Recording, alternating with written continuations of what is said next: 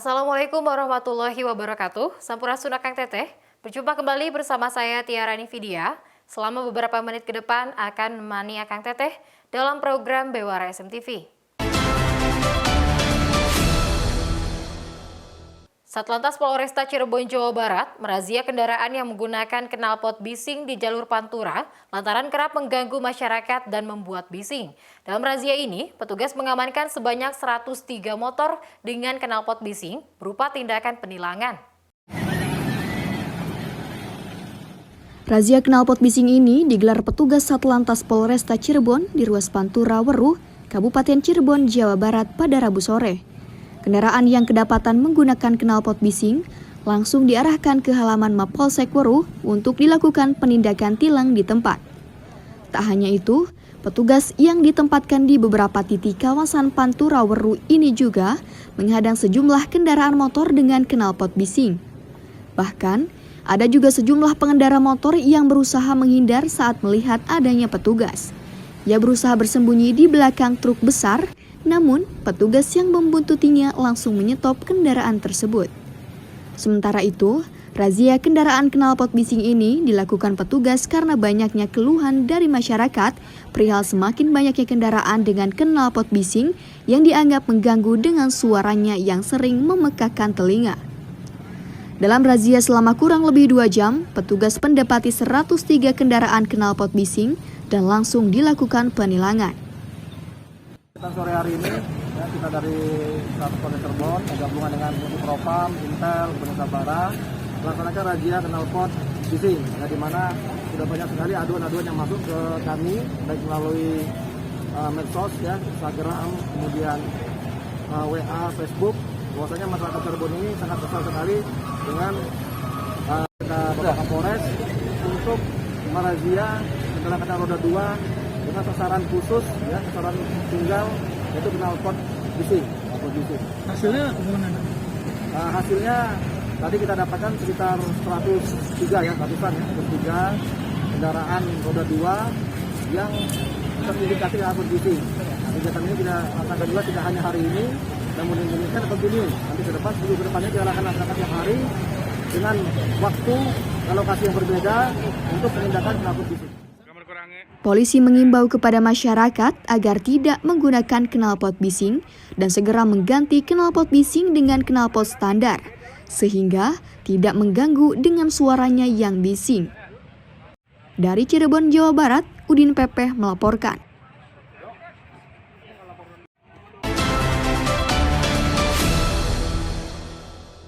Pemerintah Kabupaten Sumedang, Jawa Barat kembali membentuk dan mengukuhkan Desa Tangguh Bencana atau Destana dan Kelurahan Tangguh Bencana atau Katana. Pembentukan dan pengukuhan yang digelar siang kemarin dilakukan di Gor Desa Citengah, Kecamatan Sumedang Selatan, yang dihadiri juga Forkopimcam, BPBD Sumedang, serta BMKG.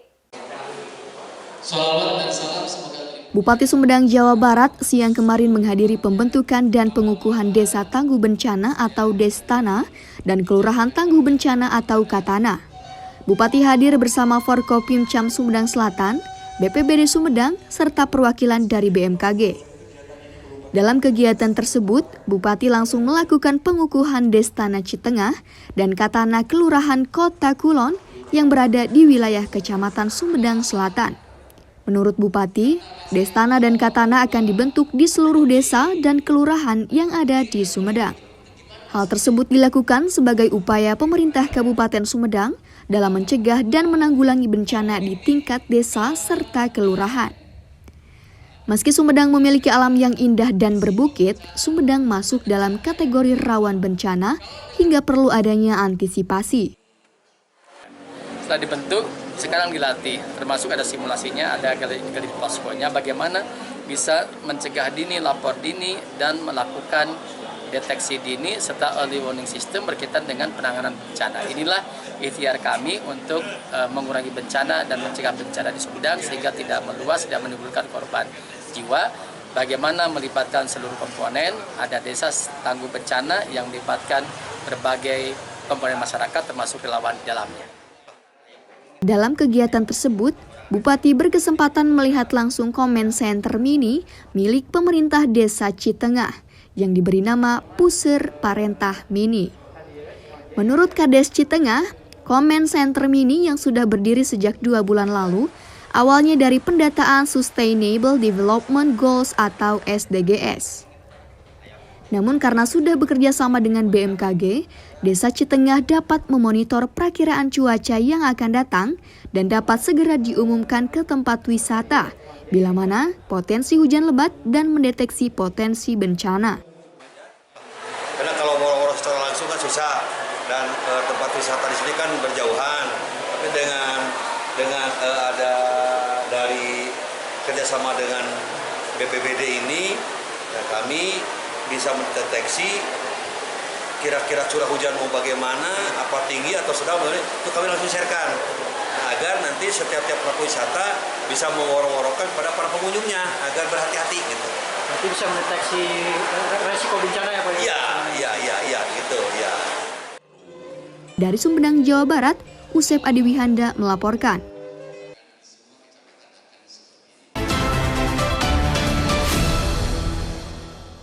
Seorang peserta yang mengikuti kegiatan pembentukan Desa Tangguh Bencana atau Destana di Gor Desa Citengah, Kecamatan Sumedang Selatan, Kabupaten Sumedang, Jawa Barat pada Rabu 8 Juni 2022 mendadak histeris. Bahkan saat diistirahatkan, peserta yang kesurupan mendadak lari ke lokasi bekas kejadian bocah terpleset hingga hanyut saat banjir bandang awal Mei lalu.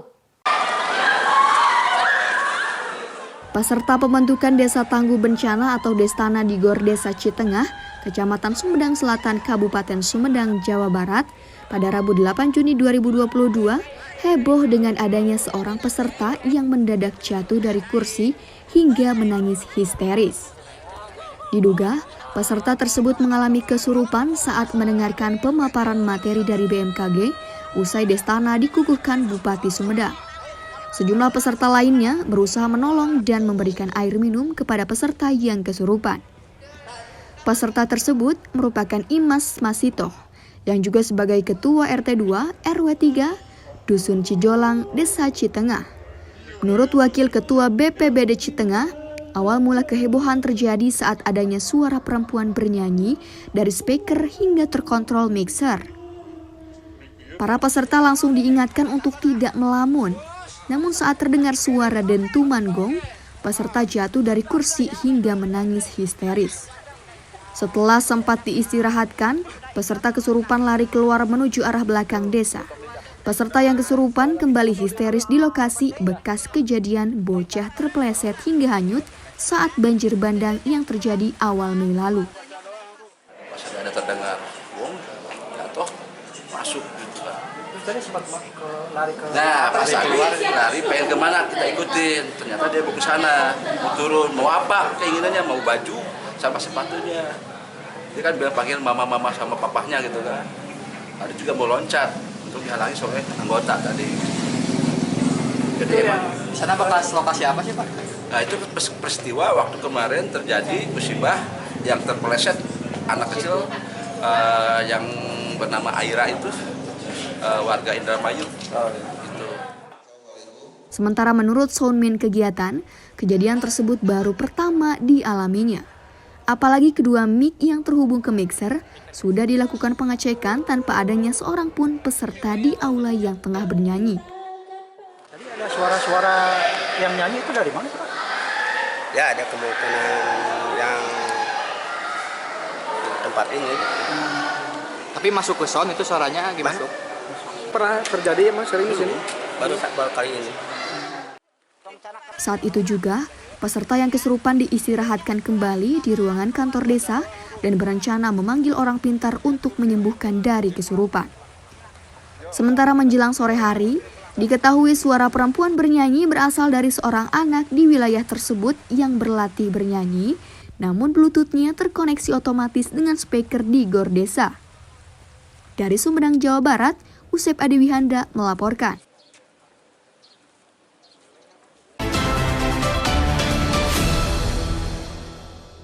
Anggota DPR RI Komisi 4 dari fraksi PDI Perjuangan mengunjungi para petani jagung di daerah pegunungan, tepatnya di Desa Nunuk Baru, Kecamatan Maja, Kabupaten Majalengka, Jawa Barat pada Kamis siang.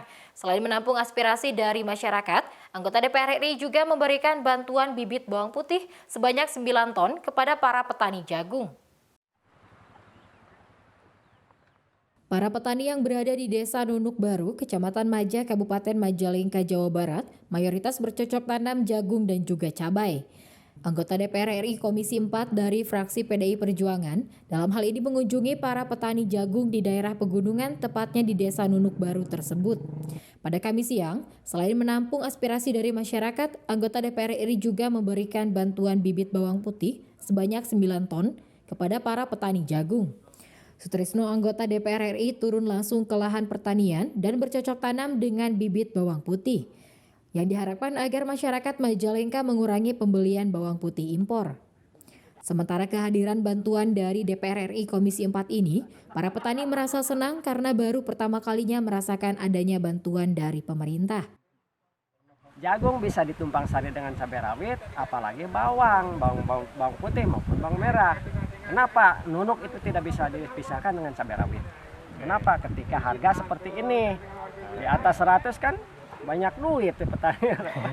Ya itu masalahnya. Artinya dengan adanya bantuan dari DPR RI ini disambut disambut dengan dua telapak tangan terbuka. Alhamdulillah saya baru sekarang dapat sentuhan masalah program bawang putih. Berarti selama ini nggak ada dari pemerintah bantuan? Baru sekarang itu masalah bawang putih. Bahwa di sini itu bisa dikembangkan bawang putih. Karena dari sisi teoritis ini kan ketinggiannya dari permukaan laut kan sangat rendah. Itu kan mestinya kan 1000 ke atas. Ini hanya 500-an gitu. Tapi faktanya jadi. Nah, oleh karena itu tahun kemarin Ayat sudah menyiapkan lahannya, tidak jadi. Ya. Direkturnya sudah datang. Dari Balitbangnya juga ke sini.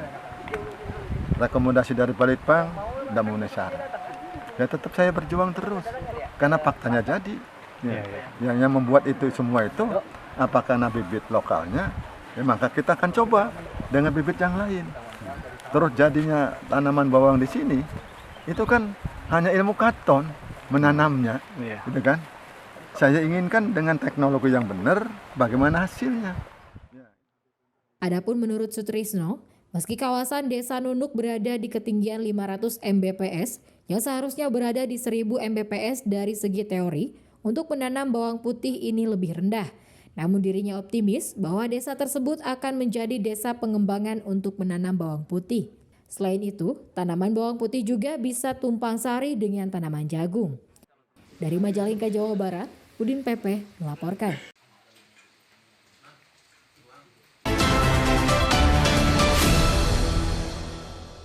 Keberhasilan Basnas Sumedang dalam meraih berbagai prestasi membuat kabupaten kota di Indonesia mengunjungi Basnas Kabupaten Sumedang, seperti Basnas Kota Magelang yang melakukan kunjungan kerjanya ke Basnas Sumedang pada Kamis 9 Juni 2022. Keberhasilan Basnas Kabupaten Sumedang dalam meraih berbagai penghargaan, baik tingkat provinsi hingga tingkat nasional, membuat kabupaten kota yang ada di Indonesia mengunjungi Basnas Kabupaten Sumedang untuk melakukan studi banding guna meningkatkan kualitas pelayanan yang accountable dan memanfaatkan inovasi digitalisasi. Tanpa terkecuali Kota Magelang yang melakukan kunjungan kerjanya ke Basnas Kabupaten Sumedang pada hari Kamis 9 Juni 2022.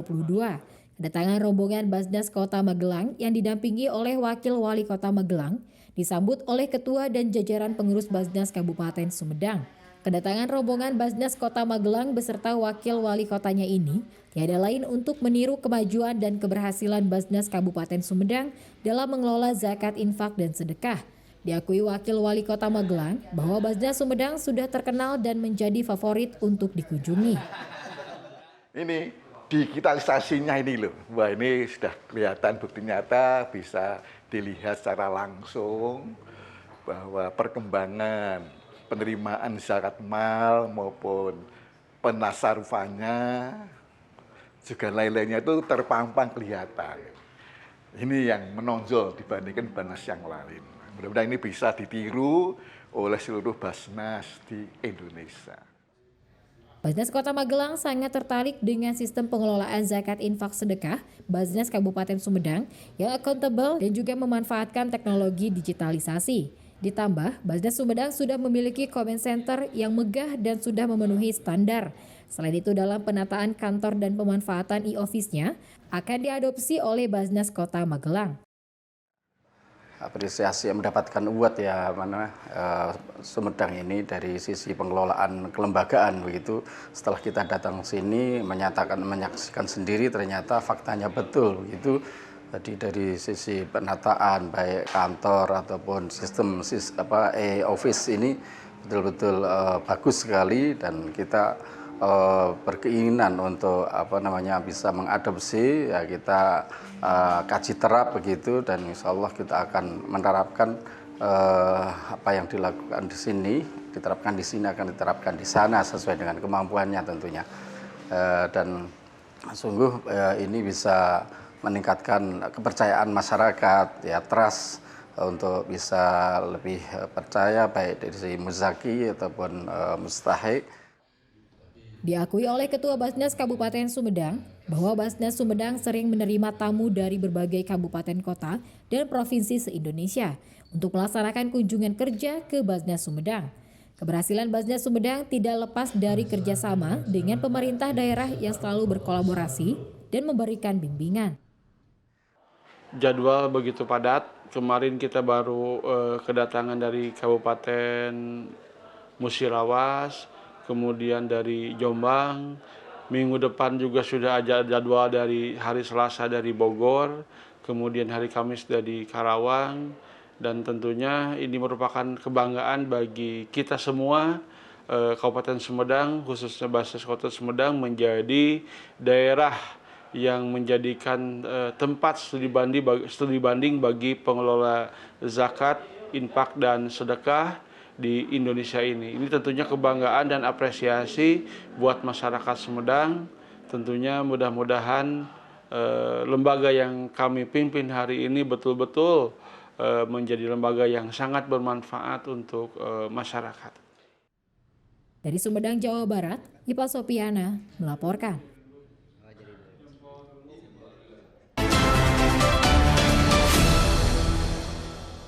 DPRD Kabupaten Sumedang pada Rabu 7 Juni secara serentak menggelar kegiatan fasilitasi, rekomendasi dan koordinasi pembinaan dan pengawasan pemerintah desa dalam rangka upaya peningkatan kualitas pelayanan publik wilayah kecamatan tahun 2022. Kegiatan fasilitasi, rekomendasi, dan koordinasi pembinaan dan pengawasan pemerintah desa dalam rangka upaya peningkatan kualitas pelayanan publik wilayah kecamatan tahun 2022. Kegiatan fokus group discussion pimpinan dan seluruh anggota DPRD Kabupaten Sumedang dilaksanakan serentak di hari Rabu tanggal 7 Juni 2022.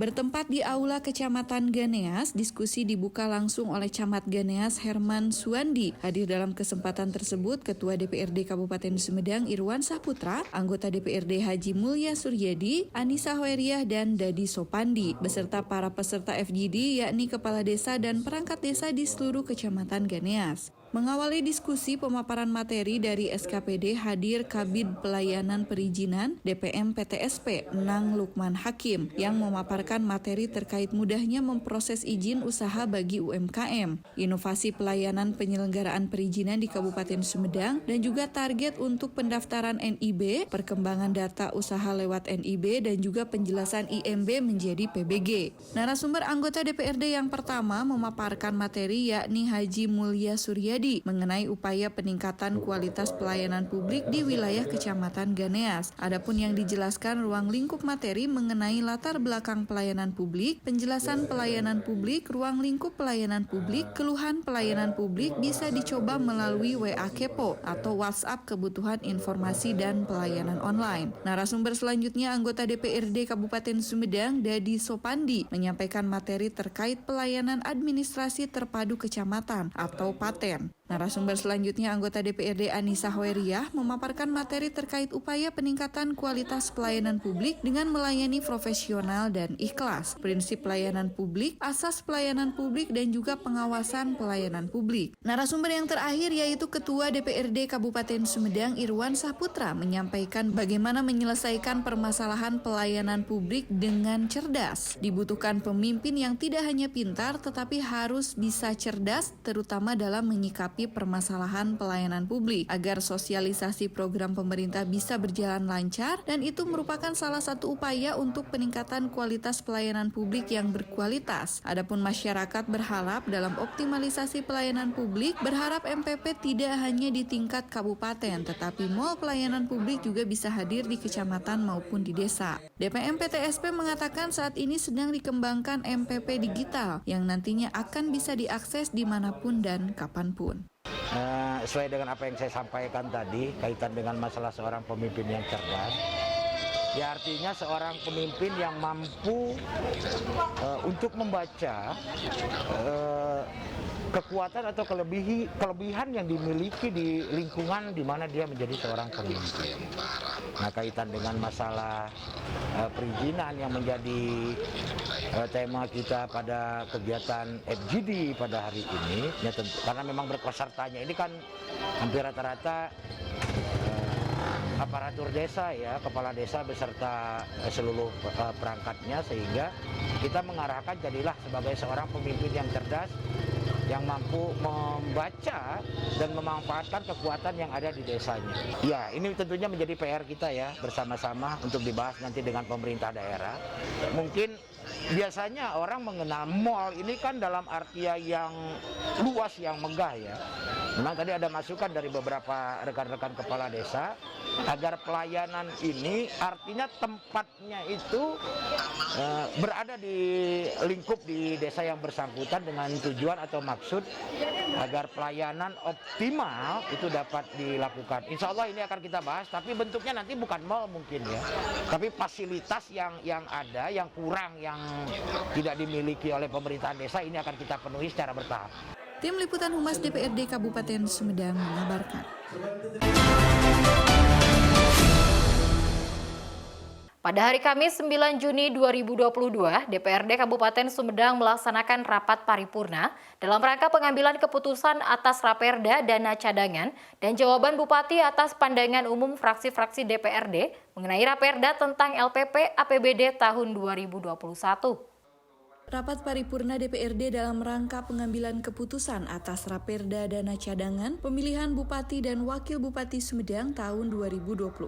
Digelar hari Kamis 9 Juni 2022 bertempat di Aula Tampomas IPP Kabupaten Sumedang. Rapat paripurna dipimpin oleh Wakil Ketua DPRD Jajang Heriana, dihadiri Wakil Ketua DPRD Titus Diah dan Haji Ilmawan Muhammad, beserta sejumlah anggota DPRD lainnya. Hadir dalam kesempatan tersebut Bupati Sumedang Dr. Haji Doni Ahmad Munir, Komisioner KPUD Sumedang, Bawaslu, dan sejumlah SKPD lainnya yang hadir di Aula Tampomas IPP maupun yang hadir secara virtual. Persetujuan atas Raperda tentang pembentukan dana cadangan pemilihan Bupati dan Wakil Bupati Sumedang tahun 2024 dibacakan oleh Kabag Persidangan Perundang-undangan dan Humas Sekretariat DPRD Kabupaten Sumedang, Asep Januar Sopian SIP, untuk ditetapkan menjadi Perda Kabupaten Sumedang. Dilanjutkan dengan penandatanganan bersama keputusan Raperda Dana Cadangan oleh Bupati Sumedang dan unsur pimpinan DPRD. Ketua Pansus Dudi Supardi mengatakan pembahasan Raperda Dana Cadangan cukup alot, namun di akhir pembahasan disepakati besarnya dana cadangan sebesar 40